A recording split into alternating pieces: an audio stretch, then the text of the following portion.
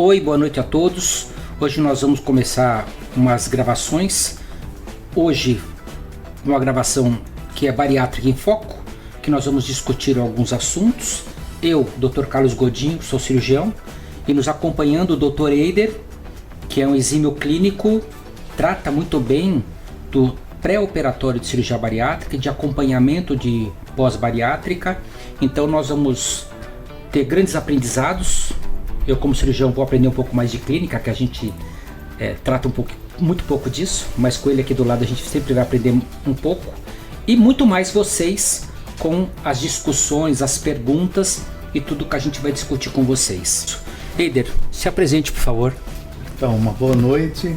Godinho, acho que especialmente eu quero agradecer a oportunidade de participar do seu canal Bariátrica em Foco, cujo objetivo aí é a gente trabalhar temas relevantes na questão da saúde médica.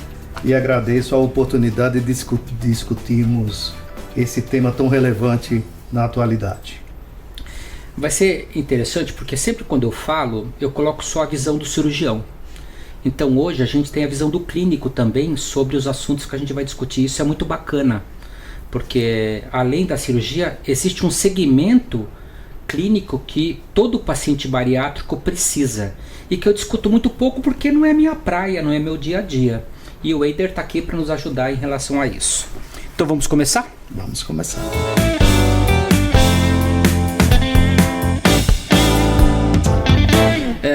O primeiro segmento aqui são tendências atuais em cirurgia bariátrica. Coube a mim comentar e discutir sobre as cirurgias mais comuns que são realizadas.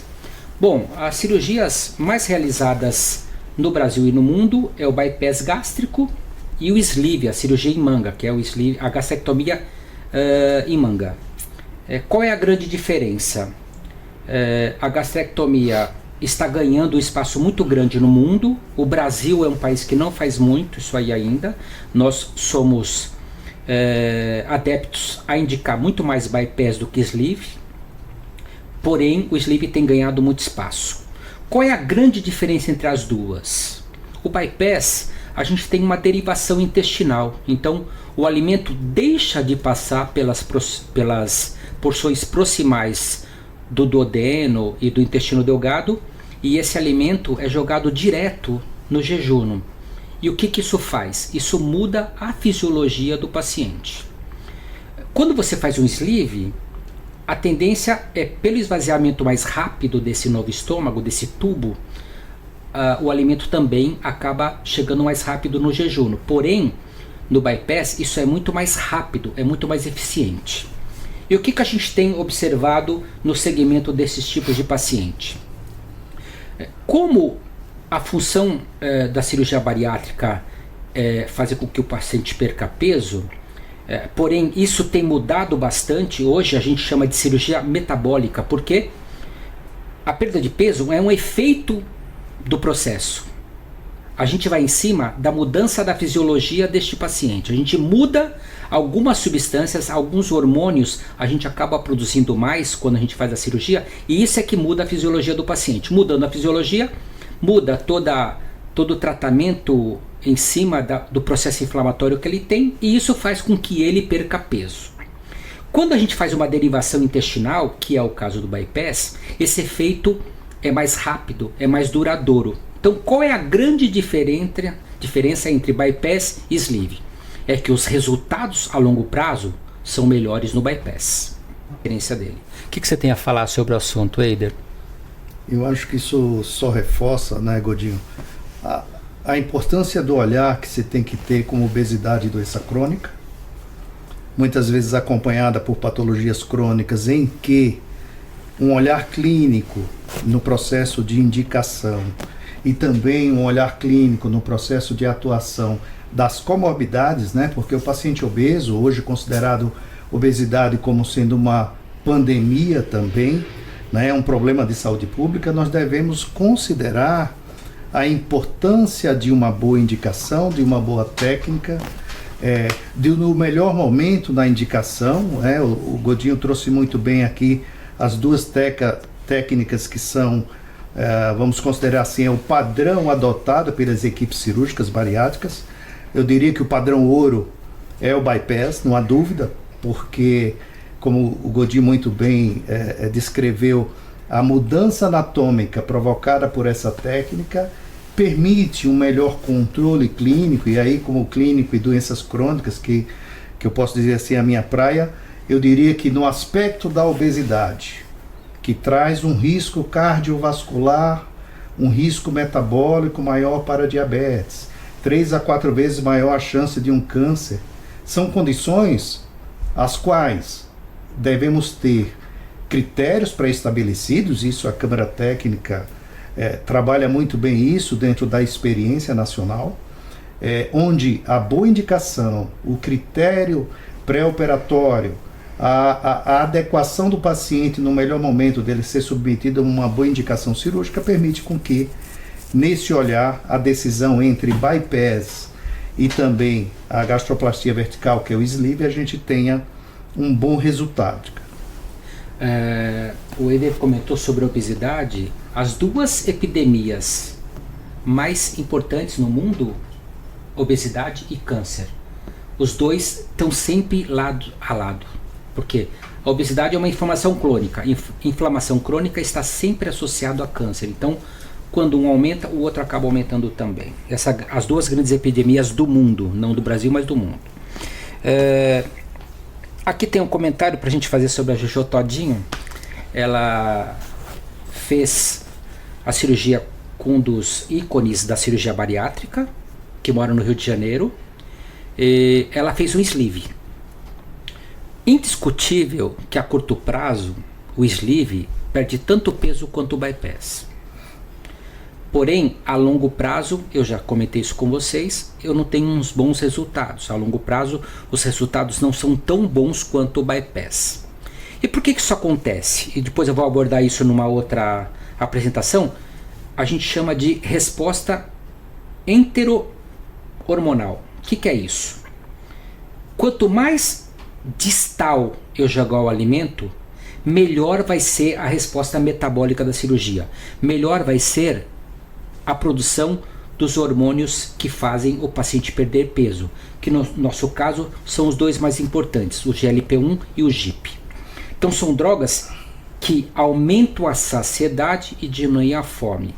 Então a curto prazo funciona, excelente, muito bom, não tenho restrição contra isso. O grande problema é a curto prazo. E outro detalhe, em pacientes super obesos, que era o caso da Jojo Todinho, é indiscutível que existem cirurgias emergentes que estão começando a aparecer, que têm melhores resultados, mas não estão credenciadas ainda pelo Conselho Federal de Medicina, porém já tem bastante gente fazendo. Israel, por exemplo, faz muito dessa cirurgia, depois eu vou comentar com vocês. Mas o meu comentário é esse. Não existe crítica sobre a conduta, não existe crítica sobre o procedimento realizado, existe uma restrição minha. Os estudos, o tempo que eu faço e que eu opero, indiscutível que o bypass tem melhores resultados.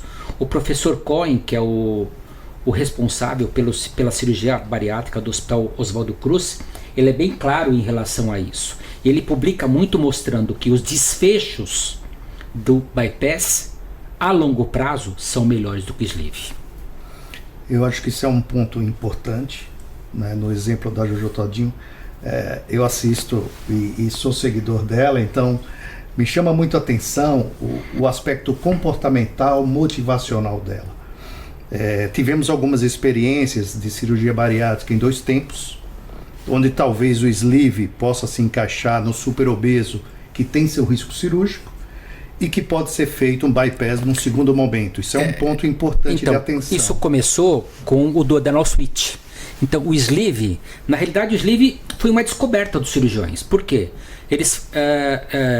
Os canadenses e os europeus, principalmente os espanhóis, faziam uma cirurgia chamada de duodenal switch, que é uma cirurgia um pouco mais derivativa, que faz o paciente perder mais peso, é mais agressiva do ponto do efeito metabólico e enterohormonal. Só que os pacientes eram tão obesos que eles não podiam submeter o paciente a essa cirurgia, que era muito prolongada, muito mais complicado do que um bypass. Então o que eles fizeram? Em primeiro tempo eles fizeram o sleeve. Só que esses pacientes tiveram tão bons resultados a curto prazo que alguns não quiseram mais fazer o duodenal switch. E acabou se descobrindo o sleeve como uma cirurgia primária para a obesidade.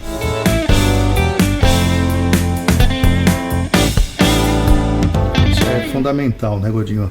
Reforçando a importância, e eu costumo aí como clínico reforçar para alguns pacientes que independente da técnica cirúrgica ser empregada, e é uma decisão compartilhada entre o cirurgião e o paciente, e lógico, com o perfil do paciente e as melhores indicações, então não tenho dúvida, um paciente com obesidade mórbida, diabético, a melhor técnica é o bypass, porque eu faço uma restrição, eu consigo controlar esses neurohormônios, né?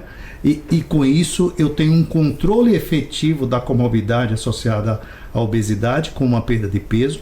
Lembrando que a meta do paciente operado é atingir a sua meta de redução de pelo menos 50% do peso, em média, aí, em até 2 anos. Não é?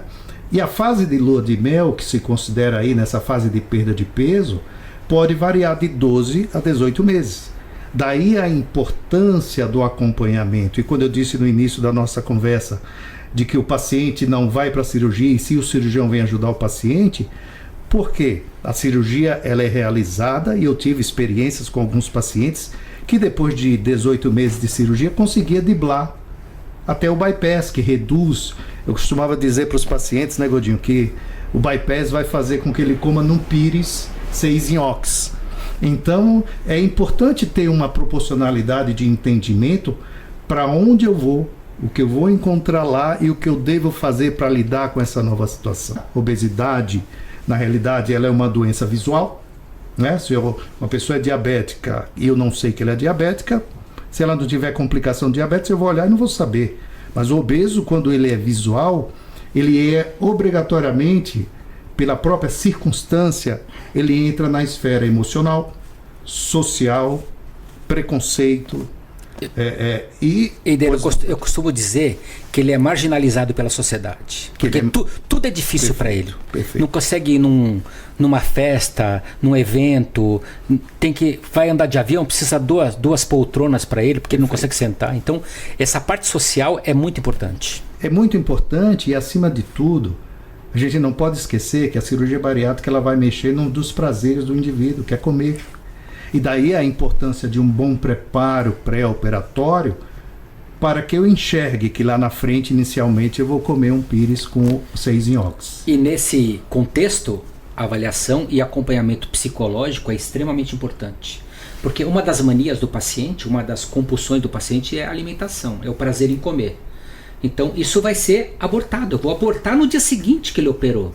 Então esse preparo, que eu costumo dizer que os bons resultados começam no preparo pré-operatório. Quando o paciente é bem preparado, quando ele perde aquele peso de 10% no pré-operatório, isso é preditivo de bons resultados. Então um paciente que é bem preparado, ele não vai sofrer com isso no pós-operatório, não vai sofrer com esse tipo de coisa.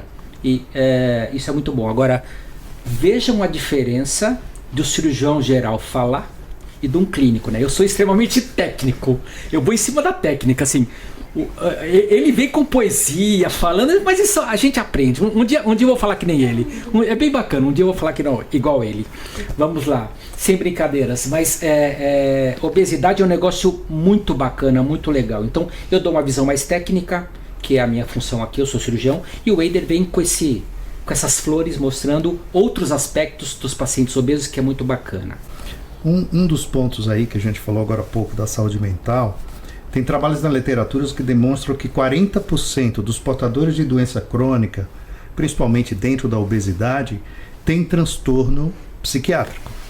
E isso entra distúrbios de ansiedade, depressão, transtornos de personalidade e dentro desse processo, como o Godinho comentou agora há pouco, a questão da compulsão alimentar, que pode chegar, de acordo com o grau de obesidade MC, ela pode chegar a mais de 50% dos casos. Isso quer dizer o quê? Obrigatoriamente, nós temos que fazer uma investigação pré-operatória adequada dentro de uma fase de preparo cirúrgico a partir da indicação, com esse olhar da saúde mental. Outra questão, a questão social, o custo, né? Porque um paciente que modifica a natureza do aparelho gastrointestinal, não há dúvida de que, e eu falava para algumas pacientes que, dependendo da criticidade do seu momento, eu posso trocar 6 por meia dúzia. Porém, num bom sentido, se eu aumento a chance de controle e cura do diabetes, da hipertensão, deixando de tomar mais remédios, diminuindo o risco 3 a 4 vezes a menos de desenvolver um câncer, sobretudo câncer de mama na mulher, câncer de próstata, existe a indicação muito bem clara para isso. Por outro lado, o bom preparo vai trazer tudo aquilo que o cirurgião quer, que é atingir as metas depois de até 2 anos, e que esse paciente controle suas comorbidades e, acima de tudo, tenha qualidade de vida. Então, essa integração multidisciplinar com o olhar clínico cirúrgico dentro de uma boa indicação, com esse rastreio da saúde mental, a questão social, comportamental, o entendimento de que depois de operado eu tenho que seguir um padrão. Eu até falo, né, Godinho, o paciente obeso grau 1 com seu IMC de 30 a 35, que eu não estou indicando cirurgia bariátrica nesse momento, ele precisa fazer, como no sobrepeso, né? Até fazendo um adendo aqui, o Brasil hoje está com mais de 50% da sua população acima do peso, onde eu tenho mais de 20% da população já obesa, isso é mais de 43 milhões de pessoas, né? Dentro da população brasileira. Mais de 7 milhões de obesos. Mais de 7 milhões, mais de sobrepeso, eu estou falando aí mais de 50% da população. Então é muito, e aí o que a gente começa a enxergar dentro desse contexto é que a obesidade é um problema de saúde pública, sim, traz suas comorbidades de risco, atinge uma população em fase ativa, produtiva, né? Está nesse caminho caindo para uma situação da adolescência, e daí por isso que os critérios de indicação eles são de 16 a 18 anos com critérios pré-estabelecidos, né? E de 18 até seus 60, 65 anos, mas a gente não pode esquecer que a população está vivendo mais. Então, é possível que a margem da cirurgia bariátrica na obesidade, que é um tema à parte do idoso, é algo a ser discutido depois, talvez aí já um spoiler que a gente pode trazer esse tema para a discussão da cirurgia bariátrica na terceira idade.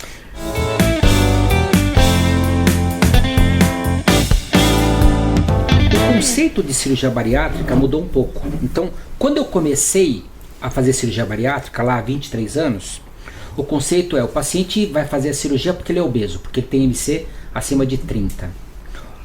Hoje, o conceito mudou, como eu falei para vocês, o conceito hoje é alterar a fisiologia, é mexer no metabolismo desse paciente. Então, alguns conceitos novos estão sendo introduzidos. Por exemplo, paciente acima de 30 até 35 de IMC, que tenham comorbidades, que tenham diabetes de difícil controle, pelo Conselho Federal de Medicina, nós temos a liberdade para operar esse paciente, para submetê-lo a um bypass.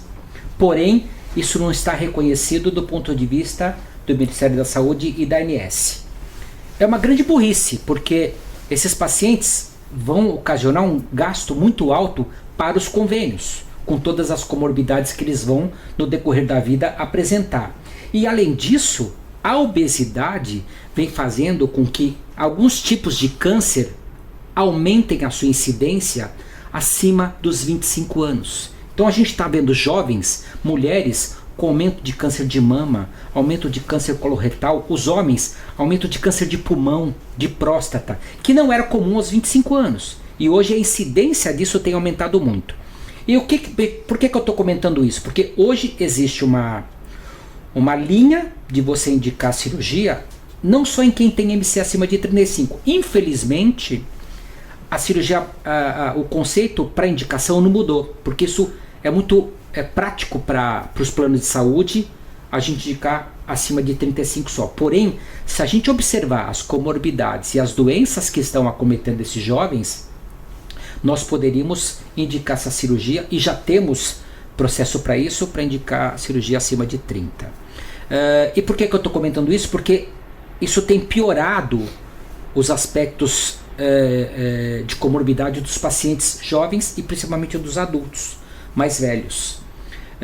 E como que eu sei isso? Porque a gente tem muito estudo, inclusive no Brasil, mostrando o desfecho, por exemplo, de um paciente diabético tipo 2, de difícil controle, cardiopata, que tinha MC de 31.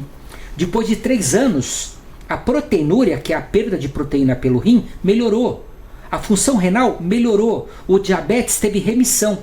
Eu não posso dizer que teve cura. Como as doenças são crônicas, eu não tenho cura, mas eu tenho remissão do diabetes, da pressão alta. Então existe um movimento muito grande dentro da sociedade bariátrica para a gente fazer essa mudança. A obesidade é uma doença inflamatória de baixa intensidade. Então ela não maltrata muito em pouco tempo, mas ela maltrata pouco em muito tempo a longo prazo. E isso leva a algumas doenças que acabam sendo decorrentes da obesidade. Agora você põe a sua visão clínica do que eu te falei, do que eu expus aqui. Você colocou muito bem, né, Godinho? Eu acho que a gente tem que vamos voltar um pouco na história e dentro do processo fisiopatológico de doenças crônicas, o processo de promoção de saúde, que envolve o processo comportamental de estilo de vida saudável, ele é a base fisiopatológica da obesidade quando não conduzida. Por exemplo, e aí quando eu falei 6 por meia dúzia, foi em relação ao estilo de vida. Por quê? Obesidade, dentro do processo fisiopatológico, quando a gente analisa as causas, eu vou abrir um leque grande, porém, 70% dos casos de obesidade tinham uma relação com o estilo de vida. E aí, quando eu vou para os outros 30%, aí eu começo a abrir possibilidades outras, onde hoje a ciência já tem demonstrado que há um entrelaçamento desses processos.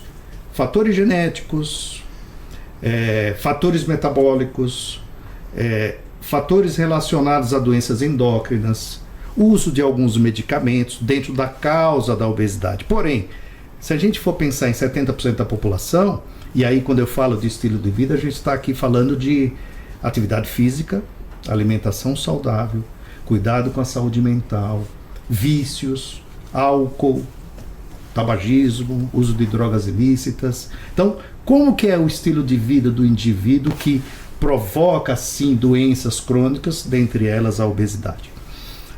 Um outro ponto, esse entrelaçamento de fatores de risco, por isso que obriga um bom rastreio na fisiopatologia da obesidade, uma boa investigação clínica prévia, para que no momento de indicar, todo esse processo de investigação esteja muito claro. Por quê? Eu coloco uma ferramenta limitadora do volume do alimento ingerido, cujo efeito cirúrgico vai interferir em neurohormônios gástricos, dando mais saciedade, diminuindo a ação do centro da fome pela perda do peso, por todo, eu chamo de choque metabólico provocado por um emagrecimento rápido, e por isso que os pacientes que emagrecem antes de 6 meses de uma forma muito rápida no pós-operatório, lá na frente eles têm uma chance grande de evoluir com a sarcopenia, com a perda muscular, com outros transtornos do pós-operatório por falta de um segmento clínico, né? E o Godinho colocou muito bem agora há pouco sobre a questão de imagem corporal, né? Da mesma forma que eu tenho um paciente que não se percebe obeso, eu tenho o paciente operado que ainda não se percebeu emagrecendo, perdendo peso. Eu vou relatar um caso que eu acompanhei há 13 anos no consultório, na época que trabalhávamos juntos, onde esse paciente que teve uma indicação adequada, era um paciente de 56 anos, hipertenso, grave, era um paciente pré-diabético, que já tinha uma hérnia de disco com uma boa indicação cirúrgica, passou por todo o preparo, saúde mental liberada, tudo direitinho, operou, teve o resultado cirúrgico estimado, porém, o que chamou a atenção desse paciente, ele entrou numa depressão profunda, ele vinha na minha consulta, até em dias quentes, com 3 casacos e mais um sobretudo, porque ele era um paciente cuja profissão dele ele era segurança Então ele era um cara grande e foi escolhido profissionalmente por isso. E ele perdeu peso, ele controlou suas comorbidades e ficou com um peso normal. O IMC, se eu não me engano, até na última avaliação dele, era um IMC de 24,5, dentro da meta. Porém, esse paciente entrou em depressão profunda. Na consulta, ele não falava, ele só chorava. Quem falava por ele era a esposa. E era um paciente que não enxergava a mudança e a qualidade de vida que ele foi resgatado do ponto de vista físico, na dimensão física, porém, qualidade de vida péssima na dimensão emocional. Então, isso reforça a importância de um bom preparo cirúrgico, porque o resultado foi positivo do ponto de vista cirúrgico, porém, do ponto de vista emocional, mesmo com rastreio prévio, ok, esse paciente teve um transtorno depressivo grave e teve que passar por tratamento cujo foco era, ele já não comia adequadamente pela depressão, então foi o paciente que precisou de um segmento de reposição de macro e micronutrientes, que são elementos essenciais no pós-operatório, além do tratamento junto com a psiquiatria. Então, são exemplos, né? Eu estou trazendo um case de resultado cirúrgico bom, porém, na questão clínica, e aí o tal do 6 por meia dúzia, não desfazendo da indicação de cirurgia, porque operamos mais de 3.000 pacientes, eu clinicamente, você fisicamente, cirurgicamente. E vendo muita coisa boa, né? Bom resultado, ou seja, o nosso resultado era sucesso acima de 70%. Inclusive, eu faço a menção aqui que o Godinho tem uma mão muito forte para as cirurgias revisionais, né? Na época, todos os casos cirúrgicos que tinham indicação revisional que nenhum outro colega cirurgião queria fazer, eu levava para discutir com o Godinho e ele fazia a cirurgia e dava muito certo.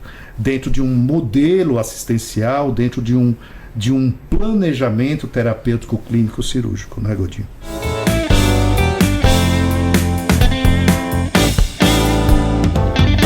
É importante a gente observar o processo, não só o resultado.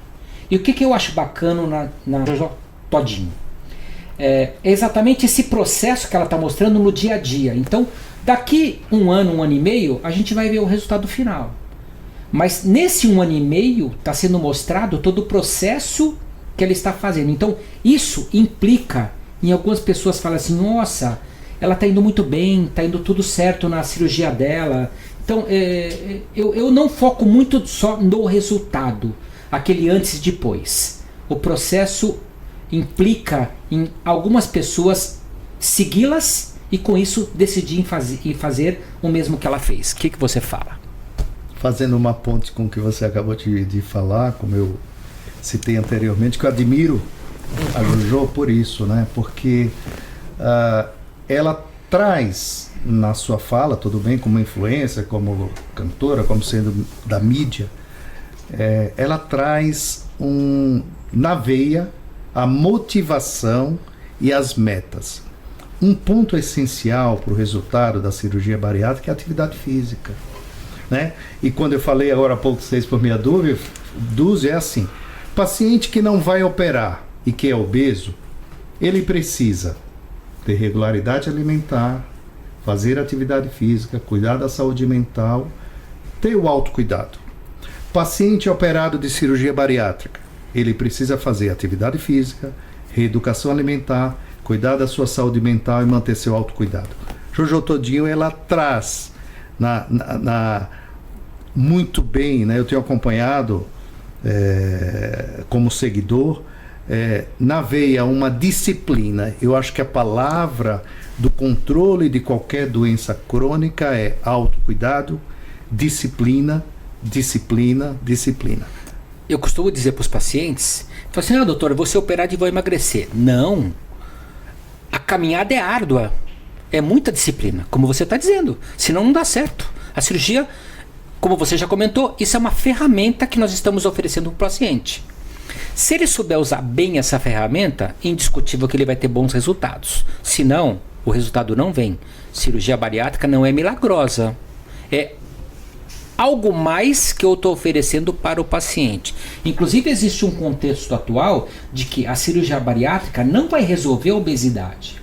O que vai resolver a obesidade é todo um conjunto de decisões que você toma pelo paciente, inclusive às vezes associar algumas medicações, farmacoterapia, para você manter os bons resultados. Como é, por exemplo, num diabético que não toma só uma medicação para controlar, toma 2, 3. O hipertenso, 3, 4 medicações. Então, a associação, essa simbiose que eu vou ter entre cirurgia, toda essa disciplina e o tratamento farmacológico é que vai fazer com que eu tenha os resultados pós-operatórios mantidos ao longo da vida. Perfeito. Eu acho que isso só reforça a importância da disciplina no autocuidado, né, Godinho? Porque o controle de doenças crônicas associado à perda de peso, já que 70% tem uma relação com o estilo de vida, que traz esse sucesso. 80% do controle de qualquer doença crônica é do paciente. 20% Concordo.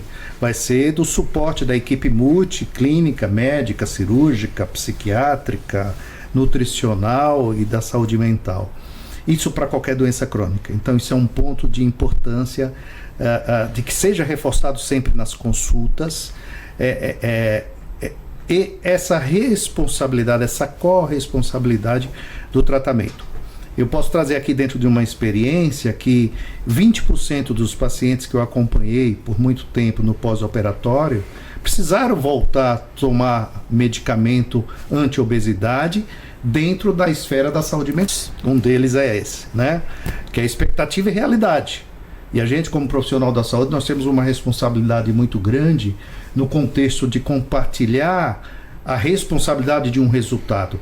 A medicina que nós atuamos, ela é uma medicina de meio, não é de fim, não é? Então, existem etapas. Eu vou trazer aqui um dos sofrimentos do paciente obeso. Você não oferece resultado, mas você oferece a ferramenta para que ele tenha os melhores resultados. Isso, nós temos que proporcionar o meio para atingir aquele resultado.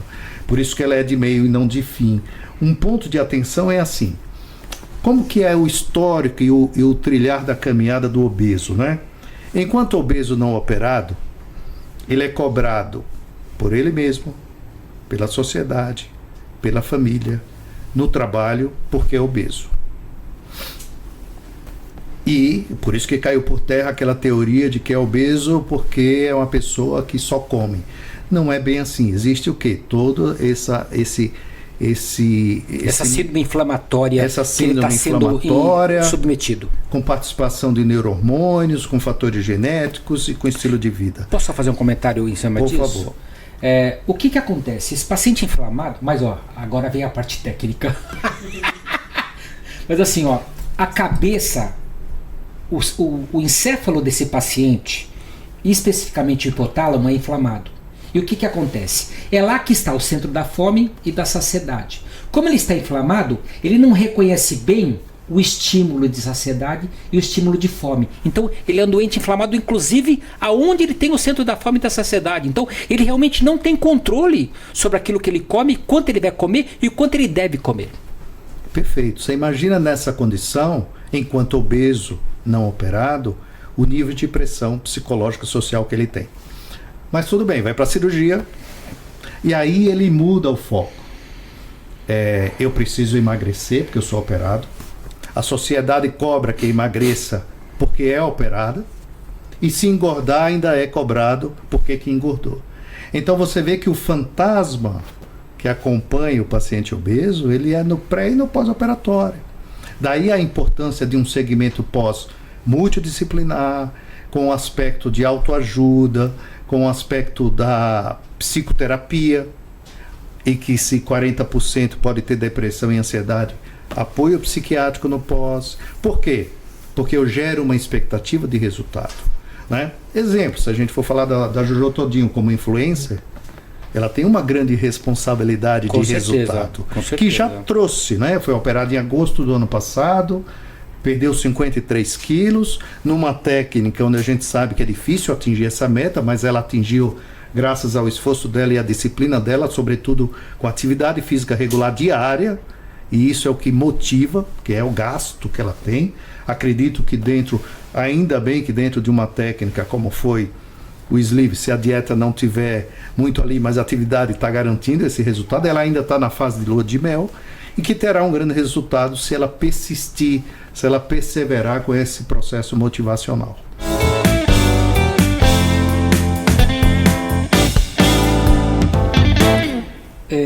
Aí tem uma pergunta aqui, o Eder já falou da parte clínica, muito legal, muito importante. Do ponto de vista do cirurgião, qual é o grande desafio dos resultados pós-operatórios? É que o cirurgião não trabalha sozinho, esse é o grande desafio. O cirurgião acha que ele vai resolver as coisas, ele acha que ele vai operar e vai resolver. Isso não é verdade. Se eu não tiver uma equipe clínica para me dar apoio, para dar seguimento para o paciente, esse paciente não vai ter bons resultados. Grande parte dos cirurgiões operam o paciente, depois de 30 dias dá alta para o paciente. A equipe multidisciplinar é que vai acompanhar. Eu não gosto desse tipo de conduta, porque o cirurgião é um ser muito duro, muito ríspido na maneira de expor as falhas e de impedir que essas falhas aconteçam. Ele exige muito do paciente. Então, eu acho que esse aperto, esse segmento dessa maneira é importante, porque o clínico não tem essa visão. O cirurgião tem, ele cobra muito. Então, eu acho que é extremamente importante o segmento de vocês, é extremamente importante a equipe multidisciplinar dar o apoio para que esses desafios pós-operatórios e os bons resultados venham. Eu costumo dizer para os meus pacientes que o sucesso deles é o meu sucesso. Se não der certo a cirurgia, se não tiver bons resultados, o sucesso também não foi meu. Então é por isso que eu cobro muito do paciente, é por isso que eu sempre digo que os resultados começam no pré-operatório, numa equipe condicionando muito bem esse paciente para que ele tenha um bom preparo no pós-operatório. É um paciente que não vai ter medo de ser operado porque ele foi bem preparado no pré-operatório. Isso é preditivo de bons resultados, que o paciente vai chegar lá e eu brinco que ele vai virar as mulheres vão virar borboleta, né? Vai sair da caixa e vai virar borboleta.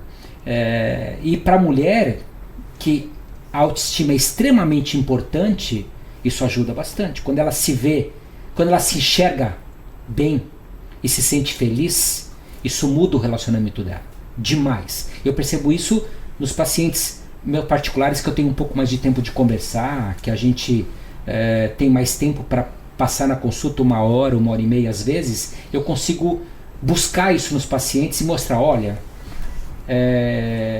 e o grande desafio também é o quanto eles são reféns da balança. A gente tem que mudar esse conceito neles. A perda de peso não é uma descendente. Não é que hoje ele tem isso, depois de 1 ano e meio ele vai ter isso aqui. Não.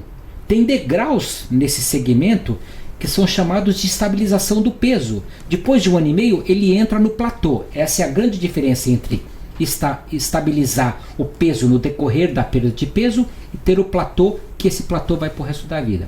E esse platô a gente precisa ter cuidado, porque uma parte dos pacientes, cerca de 20%, voltam a ser obesos mórbidos novamente. E vocês sabem qual é a principal causa de falha do tratamento? Falta de segmento. 2, falta de atividade física. Então o paciente para de acompanhar, come mais, não faz atividade física, massa muscular baixa, taxa metabólica baixa, come pouco e continua engordando.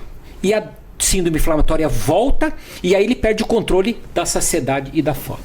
E aí procura o cirurgião pedindo uma outra técnica. Isso é fundamental, Godinho, só fazendo 2 pontos. Primeiro, o que você falou. O papel do cirurgião na expectativa do paciente é importantíssimo. Ele quer voltar com o cirurgião para mostrar Posso lembrar uma coisa que você sempre falava? Sim. Godinho, ele quer falar com o cirurgião, ele precisa ver o cirurgião. Isso. Você falava isso para mim. Porque ele precisa mostrar que ele está perdendo peso. Quando o paciente some do consultório, muitas vezes ele teve uma cobrança, ele tem uma expectativa formatada do objetivo, e se houver essa questão emocional mais fragilizada, ele não volta. Ele não volta porque não perdeu peso ou porque ganhou peso, e a gente tem que ir atrás, e ele abandona. Ou aquele que perdeu peso não volta porque acha que a cirurgia já resolveu e não precisa mais de ninguém. Mas isso é um ponto importante. Quando eu falo em perfil de cirurgião e clínico, um morde e outro assopra. Isso quer dizer o quê? O paciente precisa disso. Eu sou admirador do Dr. Nau. Porque, como cirurgião, ele cobra numa postura clínica. Ele bate. Ele bate. E por que isso é importante? Dentro da obesidade, um dos pontos muito frequente, independente da fase da doença, é a terceirização da responsabilidade. O paciente com obesidade, uma boa parte dele, não digo todos, ele tem o seu aspecto comportamental em que ele quer que alguém emagreça ele. E o cirurgião é o cara. O clínico vai dar o remédio e ele vai voltar e vai dizer, tomei o remédio. E o peso mostra que não. E o comportamento mostra que não. Né? O cirurgião ele vai e ele terceiriza a perda de peso dele na cirurgia. Porém, como uma ferramenta, e tendo 20 a 30% de reganho de peso depois de 3 anos de cirurgia, em média, mesmo na técnica do bypass, não só no sleeve, isso traduz que os pacientes que reganham peso, eles estão dentro desses critérios que o Godinho falou agora há pouco. Uma boa parte tinha superobesidade. Esses pacientes tinham transtornos comportamentais, né? E são pacientes que somem e só voltam ou quando atingiu a meta e quer agora discutir cirurgia plástica, que é um outro tema a ser discutido num segundo momento, ou porque ele quer uma nova técnica cirúrgica porque a primeira falhou. E o pior, a expectativa da cirurgia revisional para um paciente que voltou, que teve recidiva, é discrepante, porque ele acha que se ele fizer uma revisional, ele vai ficar mais magro do que o Nadir, vai ser melhor na segunda cirurgia do que na primeira. Então isso impacta muito ruim, porque recidiva é ruim. A gente precisa descobrir por que recidivou. Depois a gente vai entrar nesse assunto e é bem bacana. Mas garantir resultados em recidiva, isso é muito complicado. O professor Halpern, que foi o chefe da endocrinologia do HC por muitos anos, ele falava que a primeira frase do paciente já vai nos dizer se ele realmente está preocupado com o peso e se ele vai fazer alguma coisa por ele. Alguns vêm assim, doutor, eu vim aqui porque eu preciso perder peso. Esse cara acho que vai se dar bem. Alguns chegavam, doutor, eu vim aqui porque eu preciso fazer a cirurgia para perder peso. Esse paciente é problemático. Então, a primeira fase do paciente, ele fala assim, é preditivo de que eu vou ter bons resultados. E você falou exatamente isso. Ele vai lá, procura de alguém que faça ele emagrecer. Ele não quer emagrecer, não quer fazer nada por isso. Ele quer que alguém faça por ele. Que, aliás, é um pensamento muito comum nos pacientes com obesidade. Agora, ele tem um perfil psicológico aí importante que ele não acredita nele. Ele não acha que ele tem credibilidade, ele não acha que tem credibilidade para perder peso. Ele não acredita nele. Então, a psicóloga mexendo com isso, revertendo isso, faz com que ele passe a querer emagrecer e não ser emagrecido. Isso é um ponto importante. Só fazendo um adendo, quando o Godinho falou que ele bate, e aí eu não quero que assuste os pacientes, falar a verdade dói, né? E isso não é só na obesidade, né? Para vocês terem uma ideia, o paciente diabético, eu como clínico também faço o segmento, não muito diferente do hepatopata de causa alcoólica, falar a verdade dói.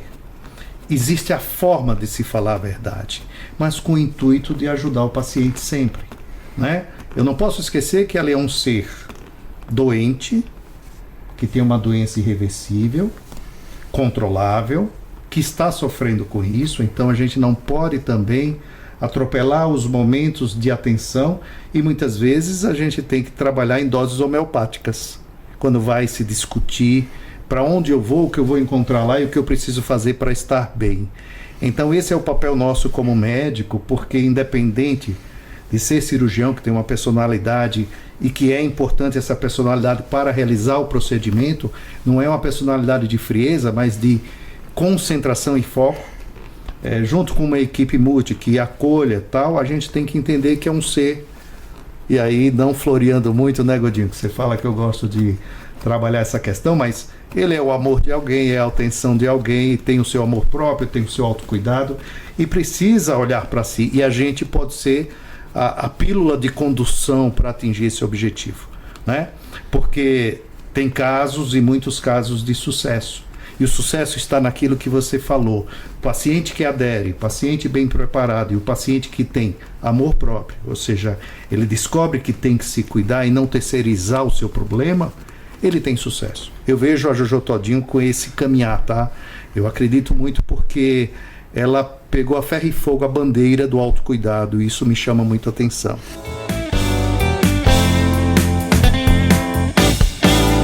Que ele sabe exatamente o ponto que eu vou entrar na próxima. E já tá falando de estilo de vida. É brincadeira? E ele falou que não estudou nada, hein? Mentira, Ide, mentira. Você decorou tudo isso aqui.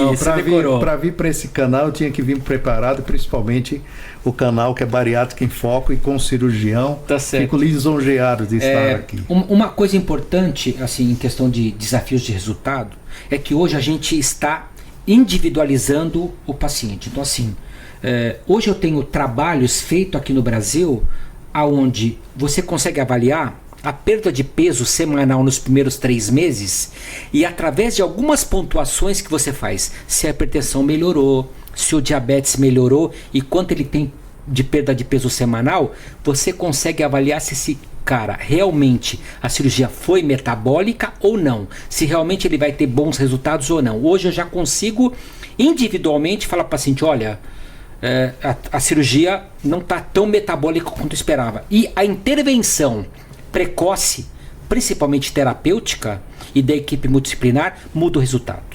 Então esse segmento, esse desafio está cada vez aumentando mais porque a gente não tem muito, do ponto de vista cirúrgico, não tem muito o que fazer. Existem cirurgias emergentes que estão aparecendo aí para tentar melhorar, mas nenhuma delas regulamentada no Conselho Federal de Medicina. Então, o que resta para a gente? Sleeve e bypass, basicamente. Tem também o duodenal switch, que quase ninguém mais faz hoje, mas sobrou bypass e sleeve. Estão sendo feitas outras cirurgias? Sim, mas sem regulamentação. Então, se o desafio é árduo, o que a gente vai fazer? Nutrição e estilo de vida pós-cirurgia. O que você tem que falar sobre isso? Acho que o primeiro ponto, vamos pensar aí como um paciente, né?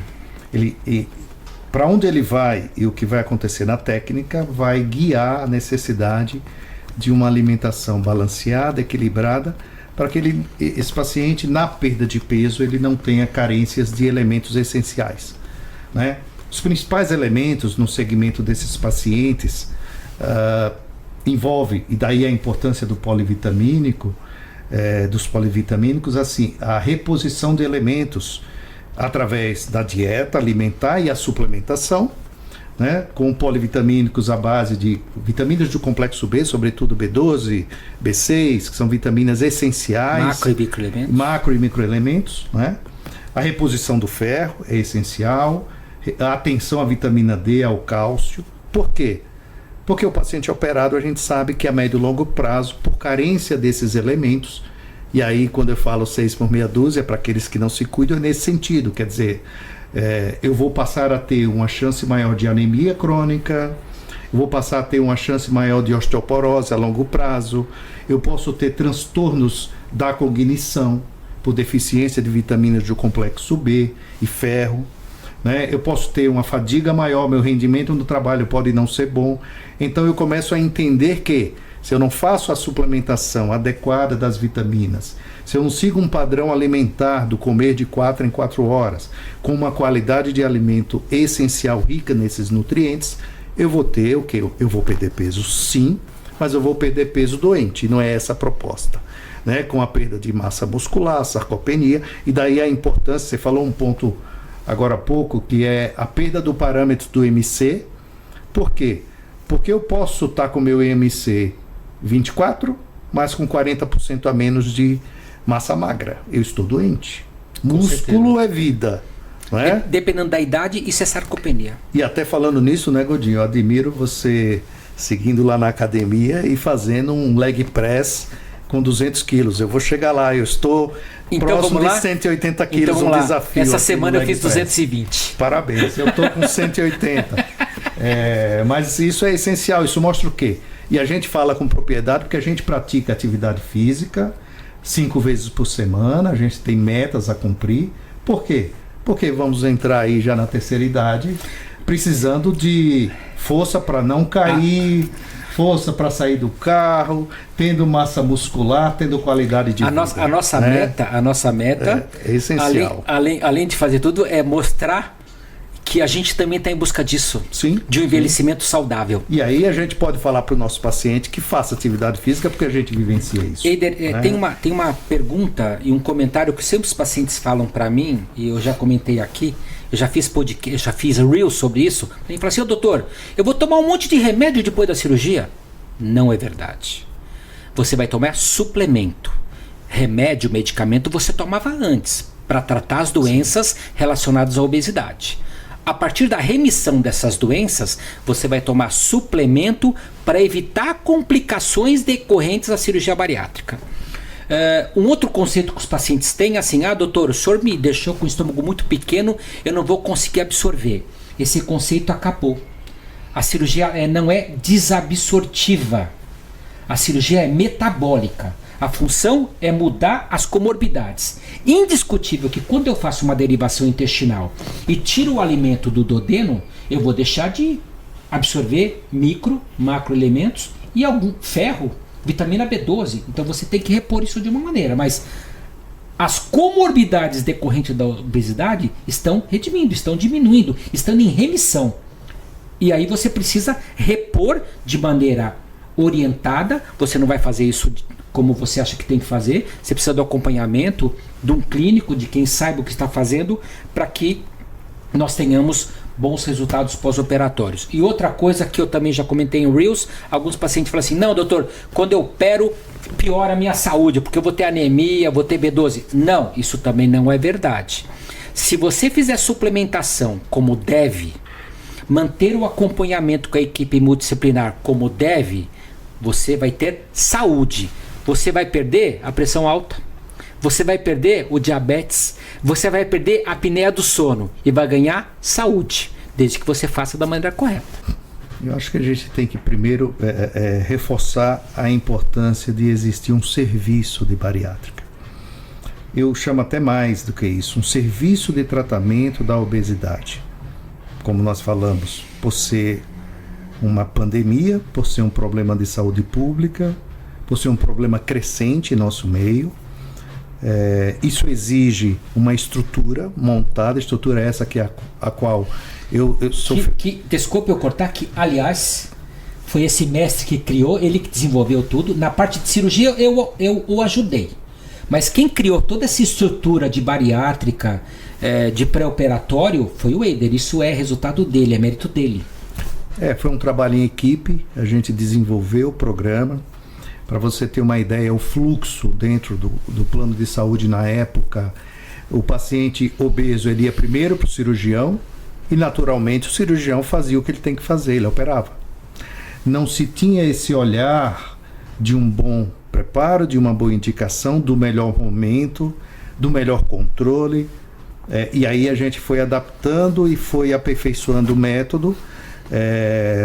Eu diria que até com esse modelo, que é um modelo multidisciplinar, o papel fundamental da nutricionista, o papel fundamental da psicóloga, ter um processo de etapas, ter uma equipe clínica focada.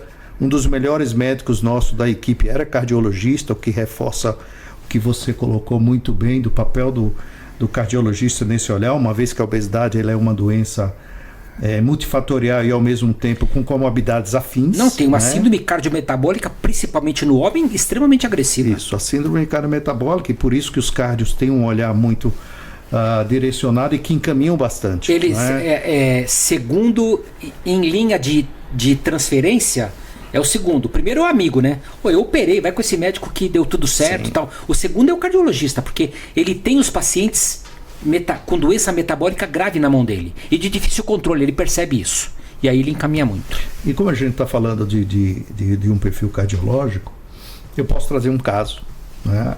Como eu falei no início, a população está ficando mais longeva e era uma paciente de 67 anos com uma insuficiência cardíaca.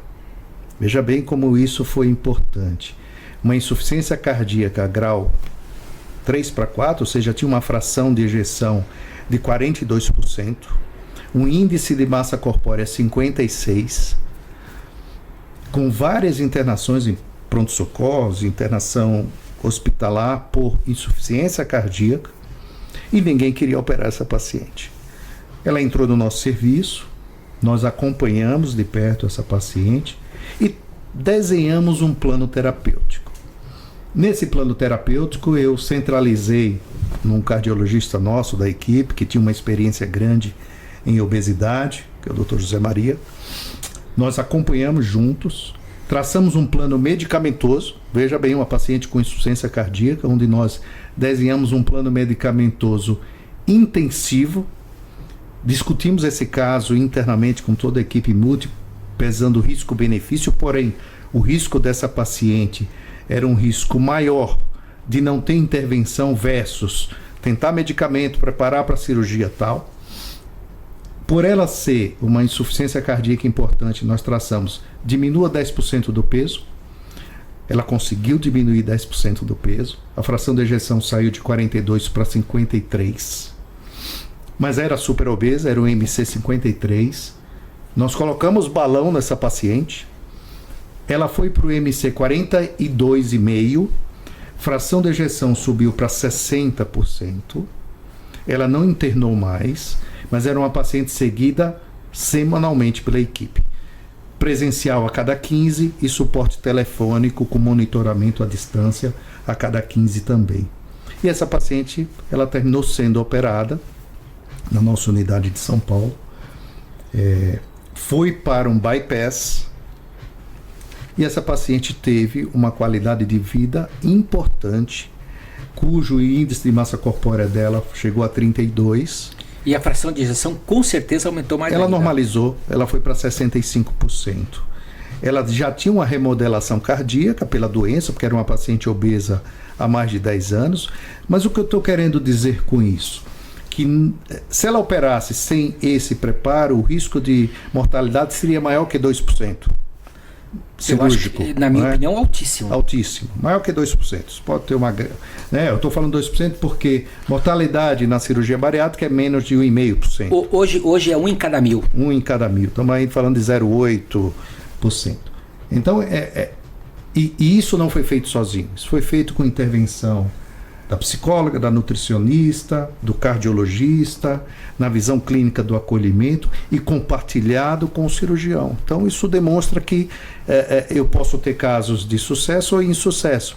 O de insucesso foi uma paciente que operou com MC42, 52 anos, sumiu das consultas, só vomitava no pós-operatório, levou a um quadro de deficiência de vitamina do complexo B e teve sequelas neurológicas por causa disso, onde a recuperação neurológica dela por deficiência de vitamina B12, que foi significativa nos primeiros 6 meses, ela ficou com uma sequela de cognição e também de neuropatia periférica grave, onde eu atendi essa paciente de cadeira de rodas. Ela não conversava e só veio conversar 1 ano e meio depois, com muito suplemento, com acompanhamento do nutrólogo, com acompanhamento da nutricionista, para a gente conseguir apaziguar a sequela neurológica dela.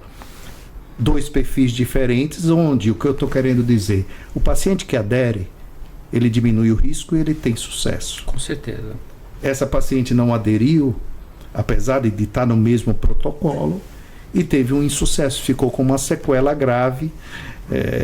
Eu me lembro desse caso até hoje. Ela não teve uma evolução de qualidade, e aí veio até assim, poxa, era melhor ter operado ou não operado, mas ela tinha todos os critérios, porém ela teve uma complicação pós-operatória, que foi vômito incoercível, persistente, sem a família ter uma adesão de trazê-la ao cuidado, para que a gente internasse, corrigisse, trabalhasse a questão do vômito, e não tinha, na investigação, não tinha nenhum problema relacionado à estenose de anastomose, algo assim.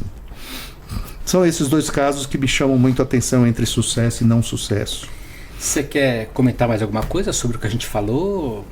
Eu acho que dentro desse balanço todo, só tenho a agradecer a oportunidade de discutirmos um tema tão importante, atual, demonstrando a importância do acolhimento do paciente, que tem seu rótulo, que tem a pressão da sociedade e que ele precisa de muita ajuda. Eu posso até complementar, como eu falei de superobesidade, que também por ser uma doença crônica, e aí eu vou fazer só um spoiler, que também existem os cuidados paliativos na obesidade. São aqueles pacientes que não têm a condição cirúrgica, que têm uma chance e uma qualidade de vida muito ruim e que não vai conseguir ser operado e que fatalmente ele vai evoluir para um desfecho negativo pelas comorbidades ou pela própria obesidade, onde várias complicações clínicas aí existem. Então, o cuidado paliativo, que é um tema árduo, mas ao mesmo tempo um tema essencial, que é como podemos dar qualidade de vida num paciente obeso que não tem condição cirúrgica, né? Então, queria só trazer um pouco da atenção para aquelas situações em que, e o paciente que não pode ser operado, o que é que eu faço com ele? Eu abandono? Não, eu preciso cuidar, eu preciso dar qualidade de vida até o seu desfecho evolutivo, né? Enquanto a vida, a esperança, enquanto a esperança, a qualidade. Com certeza. E a gente tem que buscar sempre isso. Com certeza, com certeza. Eider, eu gostaria de agradecê-lo pela conversa, muito boa, engrandeceu alguns conhecimentos meus, conversar com você. Idem. Me espelhar em ser uma pessoa mais tranquila na hora de falar, porque eu gostei, adorei ver você. É isso, tamo junto. Adorei ver você. Espero que esse seja o primeiro do Bariátrica em Foco. Com certeza. A gente tem muito a passar para essas pessoas, para esses pacientes. A gente tem muito conhecimento, muita vivência de pré, pós, complicação pós-operatória. A gente viveu isso muito e graças a Deus, como eu falei, o nosso sucesso foi imensamente maior do que os nossos insucessos. Infelizmente, deixamos de cuidar desses pacientes. Isso me deixou triste porque nós montamos uma estrutura, um serviço, uma estrutura que poucas pessoas têm, Eider. Da maneira, teve uma época que nós fazíamos busca ativa dos pacientes. Sim. O paciente se abandonava, a gente ia atrás para ver o que aconteceu. Sim, não há dúvida. Então nós tínhamos um cuidado que poucas pessoas têm. Então, agradecer esse meu amigo, Eider. Obrigado. Estaremos sempre juntos.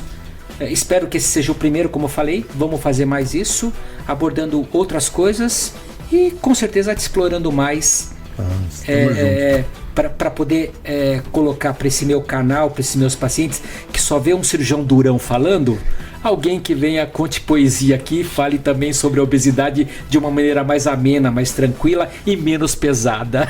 Eu diria até, né, Godinho, que um jargão que eu aprendi muito tempo, que eu fiquei nessa operadora por 24 anos, só trabalhando com medicina preventiva, desenhando os projetos e os processos junto com toda a equipe, com a diretoria relacionada à obesidade, doenças crônicas. E era um jargão que eu não esqueci, isso dado pelo dono da empresa junto com o diretor da área, que era o educar para prevenir. Então, prevenção sempre. Se a população não é educada e não é informada, ela não se cuida.